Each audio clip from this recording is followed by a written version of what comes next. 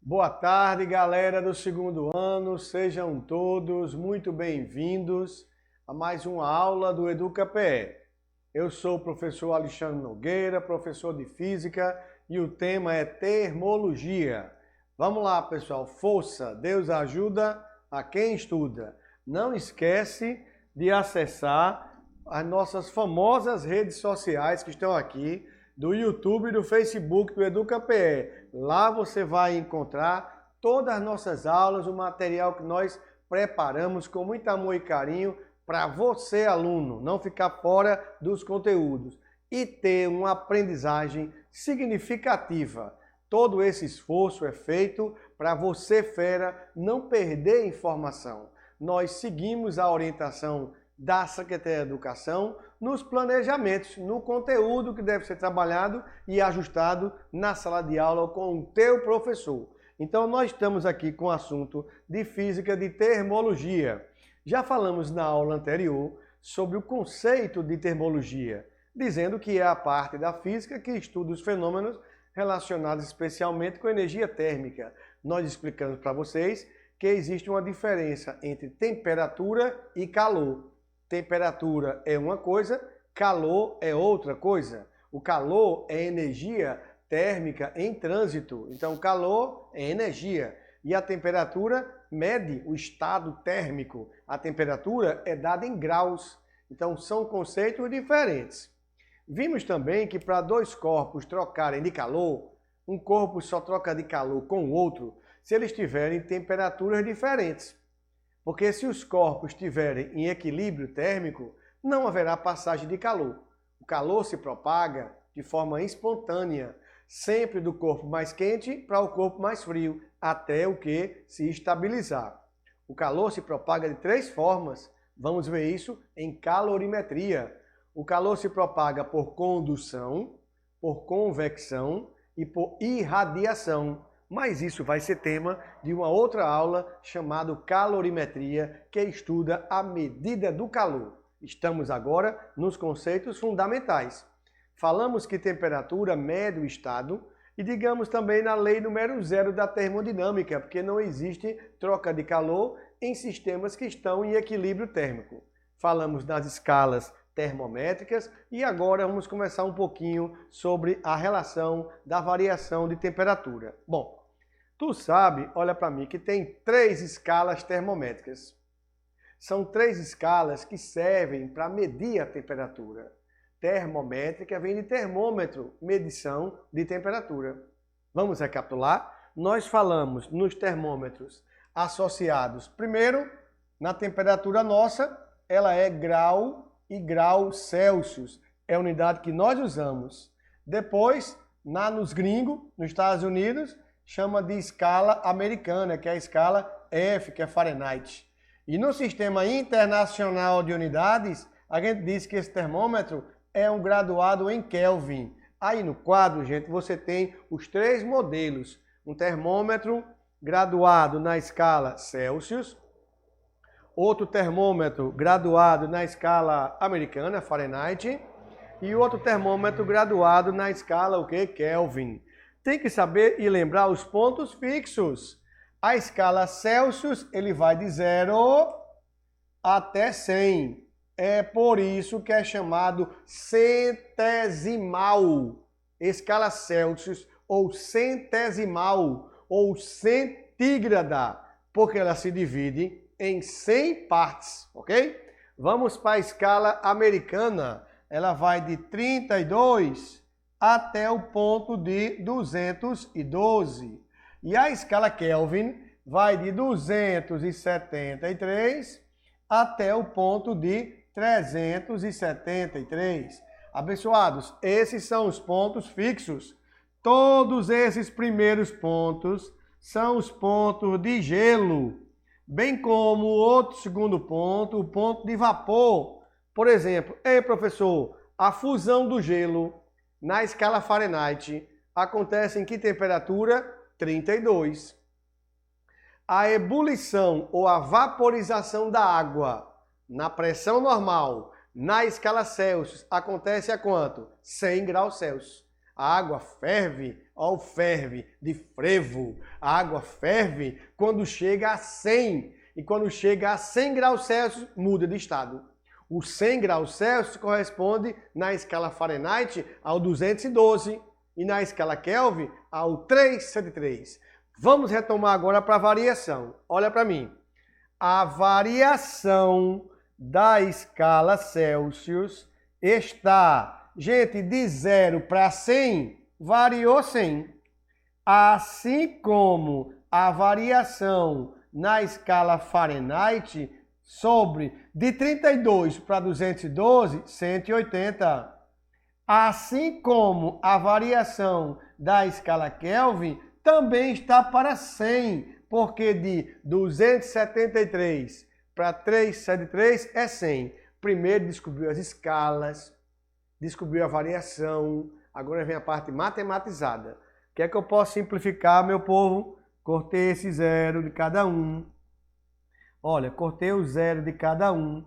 E eu posso, em todos os denominadores, dividir tudinho por 2. 10 por 2, meu povo, 5. 18 por 2, meu povo, 9. E 10 por 2, 5. Então, é essa a relação de variação. Variação em Celsius está para 5. Variação em Fahrenheit está para 9. E a variação de Kelvin está para 5. É isso que está na tela. Olha na tela, a variação em Celsius sobre 5. Variação de Fahrenheit sobre 9 e a variação de Kelvin 5, ou seja, variação de temperatura. Professor, dá um exemplo para entender melhor?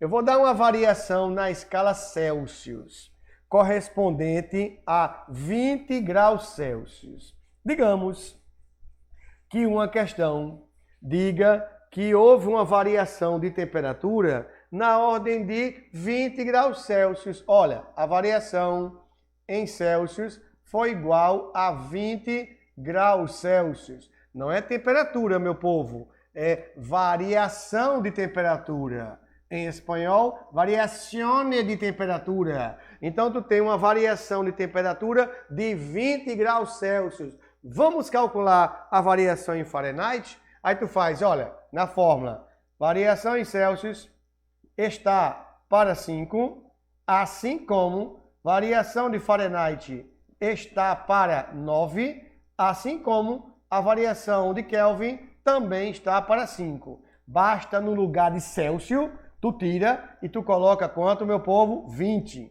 Olha, vê se é divisível. 20 não é divisível por 5, povo de Deus. 20 por 5, 4. Igual variação na escala Fahrenheit sobre 9. Segundo o tio Valtinho, subentende que aqui tem 1 e faz meios e extremos.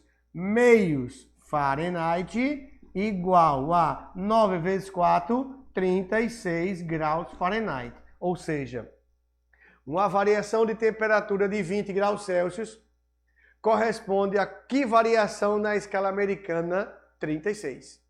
Agora ela tem a mesma variação na escala Kelvin, porque o que há de comum na escala Celsius e a escala Kelvin é a mesma variação.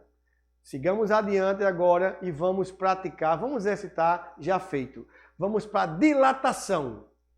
Dilatação térmica. Ó, dilatar, meu povo, é aumentar. Toda dilatação é um aumento das dimensões. E dilatar termicamente é aumentar em função do calor. Então vejamos a dilatação térmica. Dilatação térmica dos sólidos. Geralmente, o aumento da temperatura de um sólido provoca um aumento de suas dimensões. Percebe na leitura? Aumentou a temperatura, aumenta o tamanho. Enquanto uma diminuição da temperatura provoca uma contração. Olha para mim. Quando você fornece calor a um sólido, Fornecer calor é fornecer o quê? Energia. Nos sólidos, as moléculas entre eles estão muito juntas, próximas. A força de coesão é maior do que a força de repulsão. Então, quando você fornece energia, as moléculas começam a ganhar energia cinética, se movimentar, se afastar mutuamente. Se as moléculas se afastam mutuamente, o sólido em geral dilata. A gente falou em geral, porque a água tem uma dilatação irregular. A água vai ser o único caso em que aumenta a temperatura e ela contrai o volume. Mas isso veremos na dilatação dos líquidos. Então, geralmente, o aumento da temperatura provoca um aumento nas dimensões. Dilatar é aumentar as dimensões. E dilatar termicamente é em função de quem? Da temperatura. Então, vamos ver na tela. Podemos considerar 3 casos. Não esquece isso. Na dilatação térmica dos sólidos, podemos considerar 3 casos. Quais são eles? A primeira, dilatação linear. A segunda, dilatação superficial. E a terceira, dilatação volumétrica. E presta atenção à linguagem. Linear vem de linha. Linha unidimensional. Unidimensional quer dizer o quê? Comprimento. Superfície vem de área. Quando eu falo em superfície, é área, é bidimensional. E volumétrica é volume. Então, resumindo, um sólido pode aumentar o comprimento, um sólido pode aumentar a área, ou um sólido pode aumentar o volume. Olha para mim o exemplo do cotidiano. Fios de alta tensão. Tu tem um poste, o outro poste e tem os fios de alta tensão. Em dia de sol, o fio está esticado. E em dia nublado, o mesmo fio faz um ventre, faz um bucho. Então é porque ele dilatou linearmente. Porque prevê a dilatação da linha, as linhas de trem, Tu acha que as linhas férreas, as linhas de trem, elas são colocadas coladas uma na outra ou com certo espaço entre elas? Porque se forem colocadas coladas uma na outra, em dia que desse calor, dilatava e ela empenava. Então a dilatação linear é uma dilatação unidimensional numa única direção, que é o comprimento. Vamos agora falar em superfície. Um exemplo prático. Você está na sua casa, está estudando no seu computador, no seu quarto, aí de repente vai trocar o piso. Vamos trocar o piso aqui do quarto e colocar uma cerâmica bem legal? Vamos pegar o piso e colocar uma cerâmica bem legal e chamar aí um pedreiro para colocar essa cerâmica. Não precisa colocar rejunte não. De uma cerâmica para outra, não bota rejunte não, que a gente vai economizar. Bota uma cerâmica colada na outra. Não bota aquele rejunte não, que dá a distância entre elas. Então, em dia de calor, quando você estiver estudando, dia de sol, né, estudando quentura, aí você vê a própria cerâmica dilatando, fazendo umas zoadinhas assim, tec, tec, dilatando. Não tem ponto de dilatar, ela empena, ela quebra. Porque essa dilatação que acontece na cerâmica é uma dilatação superficial. O que quer dizer superficial? Bidimensional. Em quantas dimensões? 2. Ela cresce no comprimento e cresce na largura, superficialmente falando. A dilatação volumétrica é a mais comum, porque quando você fornece energia para o sólido, as moléculas se movimentam de forma caótica, desordenada, então dilata volumetricamente. Explicando melhor. Vamos lá, meu povo. Olha aí a dilatação linear.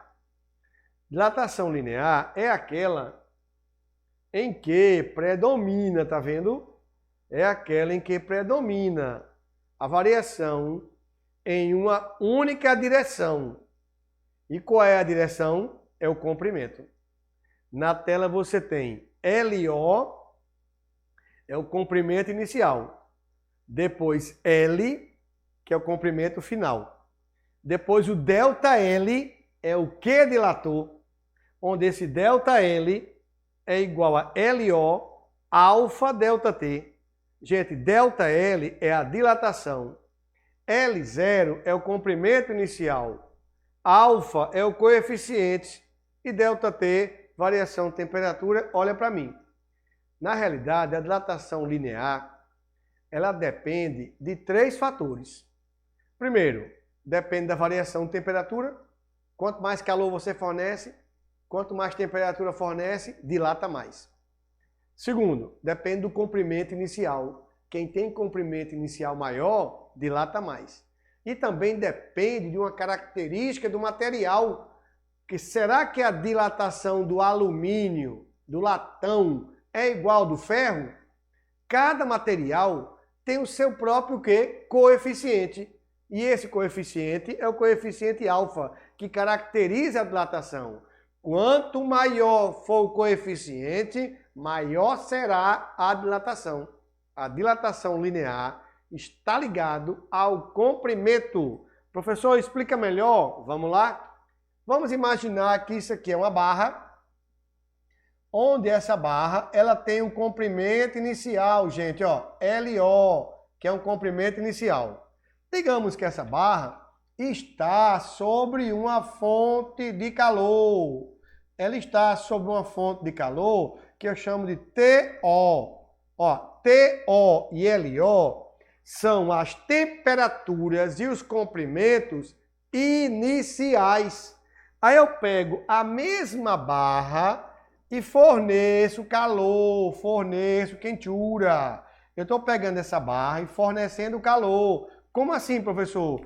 Eu aumento a fonte térmica. Eu estou fornecendo mais energia térmica. Se eu estou fornecendo mais energia térmica, quer dizer que a minha temperatura saiu de T0 para T. Ou seja, a temperatura era inicial e passou a ficar final. Então, houve um L, que é o comprimento. Tu percebe que aqui nesse design, aqui verdezinho aqui, ó, é o aumento do comprimento, é justamente o ΔL. O ΔL, ele é o que dilatou.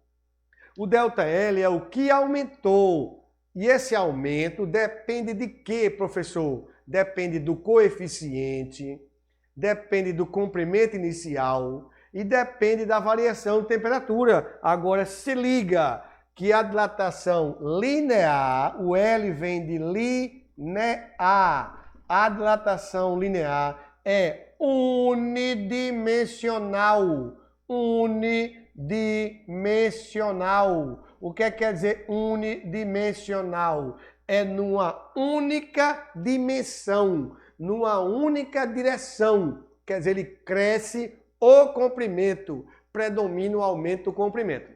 Muito bem, linear unidimensional, ou seja, o coeficiente alfa está para 1, porque o coeficiente alfa cresce numa única direção, que é o comprimento. Vejamos agora, povo de Deus, o que acontece com a dilatação superficial. Como é que os paulistas chamam? Dilatação superficial. Superficial é aquela em que predomina a variação em duas direções. Quando eu falo duas direções, é porque é bidimensional. Olha na tela. ΔA, variação da área. AO, área inicial. Betinha, coeficiente superficial. ΔT, variação de temperatura. Agora tenha cuidado que quando você fornece calor, vai aumentar quantas direções? Duas. Ei, Nogueira, dá para explicar melhor? Agora, vamos supor que você tem um sólido que ele tenha duas dimensões. Ele tenha o x0 e tem o y0. E aqui o A inicial A0. Presta atenção, meu povo. Tu tem área inicial, comprimento inicial e altura inicial. Aí tu forneceu calor. Tu forneceu energia térmica. tu começou a fornecer quentura, fornecer calor. Aí quando tu fornece calor, olha o que acontece com a área. A área aumentou. Como assim? X0 passou a ser X. Y0 passou a ser Y. E a área vai ser, ó, A. É claro que você forneceu uma temperatura maior. Então, cresceu a área. Tu percebe que a área O era pequenininha e agora ele aumentou a área. Quer dizer, para que ele cresça a área, ele tem que crescer em quantas direções? 2. Ele tem que crescer o comprimento e a altura. E o coeficiente é beta. Como assim, professor? Olha no quadro. Se alfa está para 1, é porque betinha, Robertinha, está para 2. Alfa está para 1, beta está para 2. Professor, explica esse negócio de 1 e esse negócio de 2. Meu filho, quando se fala em comprimento, a unidade do comprimento no SI não é metro? Muito bem. Filhote, quando se fala em área, a área não é metro elevado ao quadrado? Isso! Então, metro elevado ao quadrado, a dilatação superficial é bidimensional. Quando tem metro e o expoente aqui não tem nada, subentende que tem um aqui mágicozinho. Então, o expoente 1, alfa está para 1. É por isso que ela é unidimensional e a outra é bidimensional. Como assim, professor? Olha no quadro. Se alfa está para 1 e betinha está para 2, é porque beta vale o dobro de alfa. É porque a dilatação superficial ela é bidimensional. Ela é em 2 dimensões. Deu para entender, meu povo? Existe a dilatação linear, que é o aumento do comprimento. Existe a dilatação superficial, que é o aumento em área.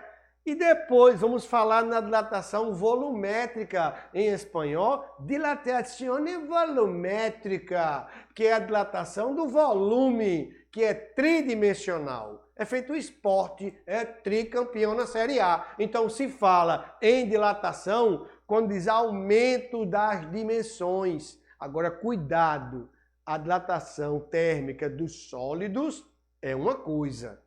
A dilatação térmica dos líquidos é outra, porque, em geral, os líquidos dilatam mais rápido do que os sólidos. Eu vou te explicar. Nos sólidos, as forças de coesão são muito maiores do que a força de repulsão.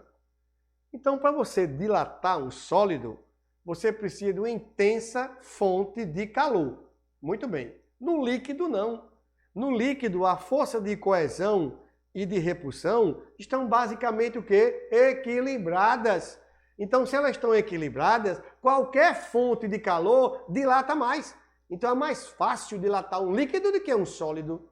Exemplo, você pega e coloca o café de manhãzinha cedo, vai fazer café, aí quer tomar um leitinho quentinho, aí bota o leite para ferver. Tu pega aquele bule e bota o leite para ferver. Vigia, tu fica vigiando, porque está recebendo calor a panela, está recebendo calor o leite, mas tu vigia, porque esse fogão de manhã é novo e se sujar, ui. Então recebe calor a panela, recebe calor o leite. Qual é o que transborda? Qual é o que dilata mais rápido? Compare a dilatação do recipiente com a dilatação do líquido. Qual é a mais acelerada? Valeu, é do líquido. Ok, pessoal? Uma boa aula para vocês, tranquilidade, até a próxima, se Deus quiser.